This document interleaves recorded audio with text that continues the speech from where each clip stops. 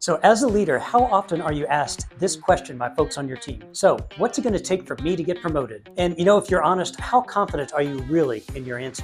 So, sometimes the response is pretty clear, but often it starts with things like, well, it depends, or something like, you kind of need to be more strategic. And that's usually when people leave the conversation less clear than when they walked in.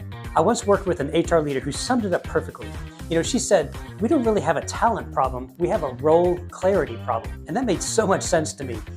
Performance expectations are often different depending on the manager, and career paths can often be fuzzy, and every time leaders talk about potential, everyone seems to have a slightly different meaning. And that leads to organizations often having an unspoken picture of what good really looks like. It just kind of lives in people's heads, and it shows up on who gets promoted and who gets executive coaching and who gets labeled ready for promotion. The real question is whether that standard is explicit, consistent, and scalable. Competency modeling, when done well, simply makes the invisible visible. It defines the skills, behaviors, and the mindsets that actually drive success. So expectations don't change based off of who's doing the evaluating. And this matters more than ever because roles are evolving faster and leaders are being asked to do more with less. And when expectations live mostly in people's heads, organizations rely on judgment calls instead of shared standards. And that can be really risky. Competency models answer a simple but powerful question. What does good actually look like here? And how do we know when we see it? It simply makes visible what matters most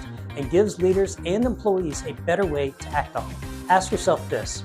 If 5 managers in your organization describe high potential for the same role, would they all give the same answer? Thanks for watching.